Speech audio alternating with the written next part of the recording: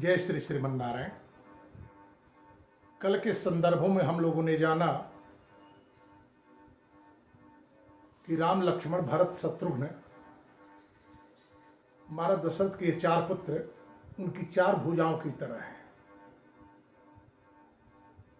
एक पिता अपने जीवन में संतान की कामना इसीलिए करता है कि उसके जितने भी जीवन के संकल्प हैं वे सारे संकल्प पुत्रों के द्वारा पूर्ण होंगे और संकल्पों की पूर्णता ही मुक्ति का पर्याय है। इसीलिए कहा गया अपुत्रस्य गतिर नास्ति। यहां पुत्र की बात जब आती है तो प्रायः कन्याएं कहती हैं कि पुत्र और पुत्री में अंतर क्यों। तो यहां पुत्र का अर्थ केवल पुत्र नहीं पुत्री भी होता है। पुत्र का अर्थ यहां संतान लेना चाहिए, क्योंकि जहां पुत्र अपने पिता के संकल्प को पूर्ण कर मुक्ति का मार्ग प्रशस्त करते हैं, वहीं एक पुत्री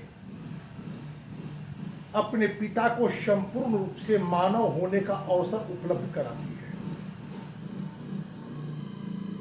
और जब तक किसी के भीतर मानवीय मूल्य का संवर्धन नहीं हो जाता तब तक उसकी मुक्ति नहीं हो सकती, चाहे उसके सारे संकल्प पूर्ण क्यों न हो जाए। इसीलिए राम लक्ष्मण भरत और शत्रुघ्न को महाराज दशरथ की चार भुजाओं की तरह महर्षि वाल्मीकि कहते हैं। लेकिन उन चारों में राम कुछ अधिक प्रिय हैं महाराज दशरथ को। तेषाम अपि महातेजा रामो रति करः पितुः स्वयंभूरीव भूतानां बभूव गुणवत्तरः। अपने गुणों के कारण संपूर्ण प्रजा वर्ग के लिए श्री राम ब्रह्मा की तरह हैं। भला ऐसे प्रिय पुत्र के कंधों पर दायित्व देकर एक पिता निश्चिंत क्यों नहीं होना चाहेगा। राम के विशेष प्रिय होने के पीछे एक कारण और है। सही दैव रुदीर्णस्य रावणस्य उदार्थिभि अर्थितो मानुषे लोके यज्ञे विष्णु सनातनः। जैसा कि हम सभी जानते हैं कि महाराज दशरथ और कौशल्या की एक पुत्री शांता, जो संतानोत्पत्ति में असमर्थ महाराज दशरथ के मित्र अंगराज के राजा को महाराज दशरथ ने दे दिया। उसके बाद इन्हें कोई संतान नहीं हुई। संतान के लिए इन्होंने एकाधिक विवाह भी किया, फिर भी असफल रहे। महर्षि वशिष्ठ आदि के सत्प्रेरणा और सुमंत्र जी के परामर्श से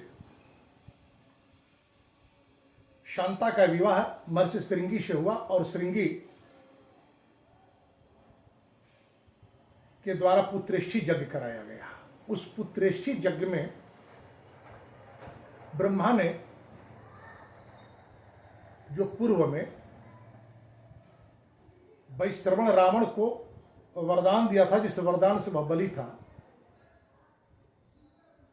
सारे ऋत्विक ब्राह्मणों ने ब्रह्मा जी से निवेदन किया कि आपके वरदान दिए जाने के कारण रावण बलि है और आपके वरदान का सम्मान करने के लिए हम सभी उसके सारे अत्याचार को सह रहे हैं। ऐसी स्थिति में आपको ही कोई मार्ग निकालना होगा।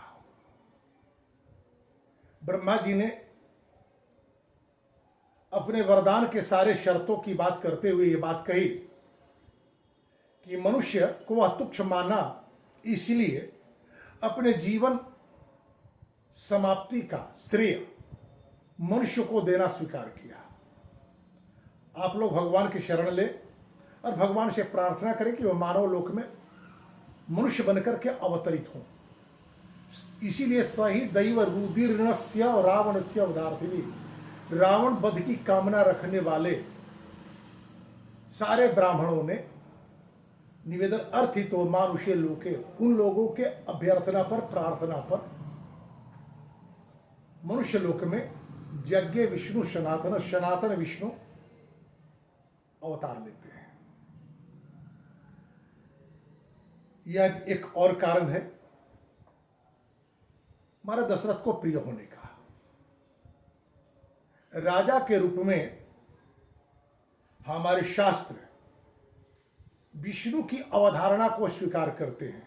राजतंत्र में राजा में विष्णु का दर्शन करने की व्यवस्था हमारे यहाँ रही है, और वही व्यक्ति उच्च कोटि का राजा हो सकता है जिसमें वैष्णवी गुण हो। विष्णु का गुण क्या होता है? जो संपूर्ण विश्व का पोषण करने में समर्थ हो, संरक्षण करने में समर्थ हो, संवर्धन करने में समर्थ हो, वही तो विष्णु है। और कोई भी ऐसा ही राजा चाहता है। हम सबको ज्ञात है कि महर्षि वाल्मीकि एक बार भारत में बढ़ते हुए अनाचार, दुराचार और अत्याचार से भारत भूमि की रक्षा करने के लिए देवर्षि नारद के पास जाते हैं एक राजा की खोज करने, कि भारत भूमि में कैसा राजा होना चाहिए। उनकी जिज्ञासा है, कौन वस्मिन सांप्रति लोके गुणवान कस्य वीर्यवान, कौन ऐसा व्यक्ति है जो गुणी है, वीर्यवान है, आदि आदि। जिसका उत्तर देते हुए देवर्षि नारद कहते, इक्ष्वाकु वंश प्रभो राम नाम जाने श्रुतः, नियतात्मा महावीरियो द्युतिमान धृतिमान वशी। इक्ष्वाकु वंश में जन्म लिए हुए जो लोकमानस में राम नाम के द्वारा जाना जा रहा है, उस व्यक्ति में सारे गुण है। वह अपने आत्मा को नियंत्रित करता है, महाबलशाली है, द्युतिमान है, कांतिमान है और धीर भी है। गोस्वामी तुलसीदास जी इन संदर्भों को बड़े सुंदर ढंगों से लिखते हैं। प्रसन्नताम जे न गताभिषेकस तथा न ममले वनवास दुखतः। भगवान कृष्ण भी गीता में अर्जुन से कहते हैं कि प्रज्ञावान व्यक्ति का लक्षण होता है कि विपरीत परिस्थितियों में वह अधीर न हो और अनुकूलता में वह उच्छृंखल न हो। तो भगवान राम इस सारे गुणों के कारण महाराज दशरथ को अत्यंत प्रिय है। एक बात और, कोई भी सत्संतति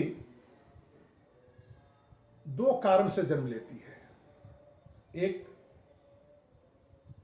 पूर्वजों के आशीर्वाद, दूसरा माता के अनुशासित पति धर्म।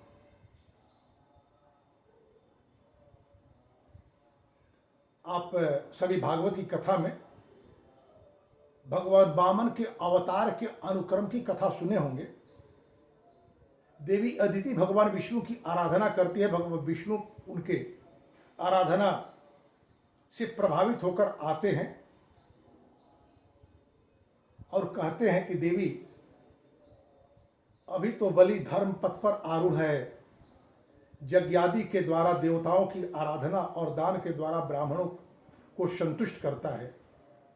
ऐसी स्थिति में उसका पराभव करना किसी भी प्रयास से संभव नहीं है। आपको एक काम करना होगा,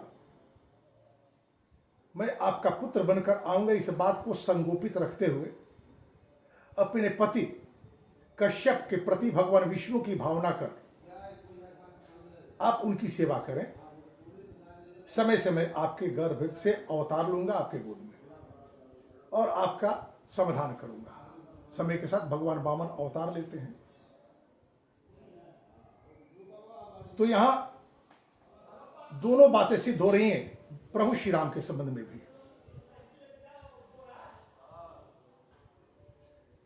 बहुत पहले की बात है, रावण अपने अजेयता के प्रभाव के कारण सारे राजाओं को पददलित करता हुआ इक्ष्वाकु के पास भी गया, अनरण्य के पास। इक्ष्वाकु वंशीय राजा अनरण्य के पास गया और अनरण्य से भी उसने यही बात कही जो अन्य राजाओं से कहे कि या तो आप पराभव स्वीकार करें, मेरी दास्ता स्वीकार कर ले, अन्यथा युद्ध करें। महाराज अनरण्य ने युद्ध को चुना, यह जानते हुए भी कि ब्रह्मा के वरदान से रावण बलि है, इसको मारना संभव नहीं है। परंतु यदि वे दास्ता स्वीकार कर लेते तो उनके आने वाली पीढ़ियां का पुरुष हो जाती।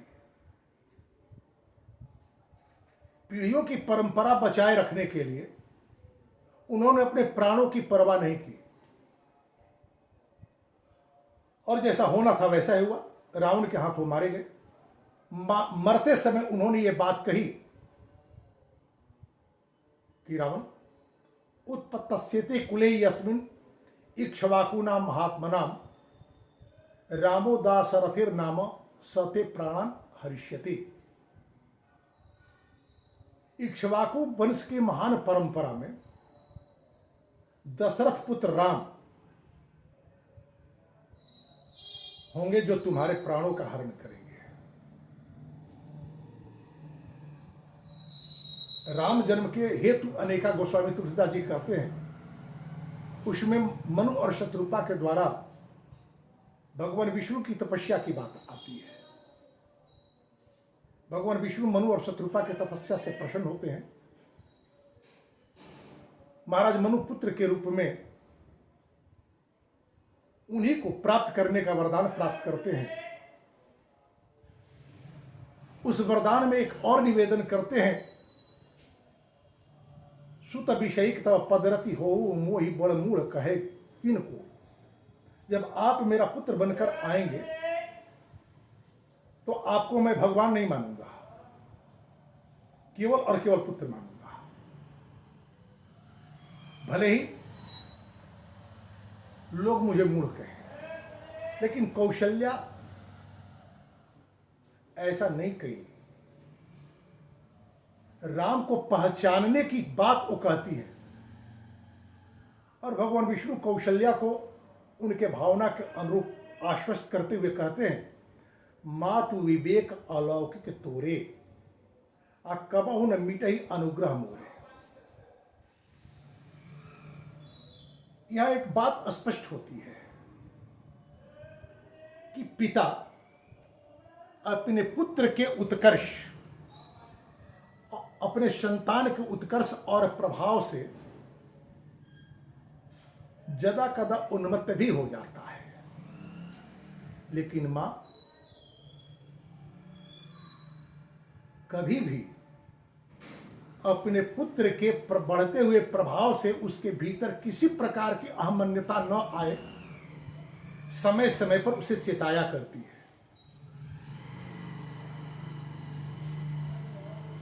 एक मां ही होती है जो अपने पुत्र में गुणों का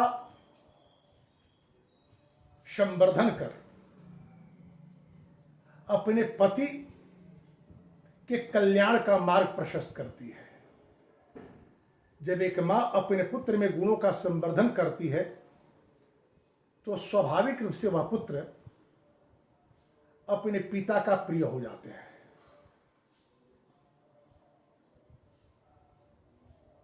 कौशल्यासु शुभे तेन पुत्रेणामित तेजसा जथावरेण देवानाम आदितिर्वज्रपाणिना।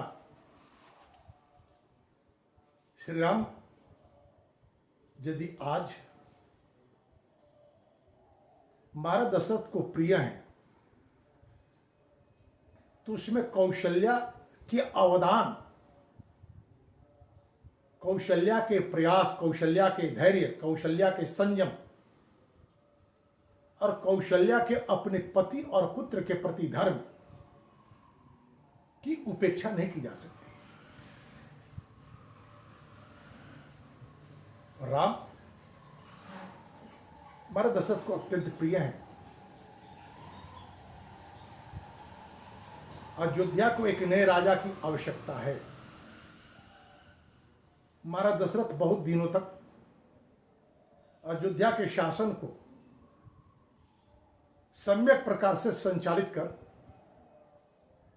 अब अपना दायित्व अपने पुत्र को देना चाहते हैं। तो उनके 4 पुत्र हैं, 4 पुत्र में से किसी को भी दे सकते थे, लेकिन राम का ही उन्होंने चुनाव क्यों किया? क्योंकि राम महर्षि वाल्मीकि की खोज है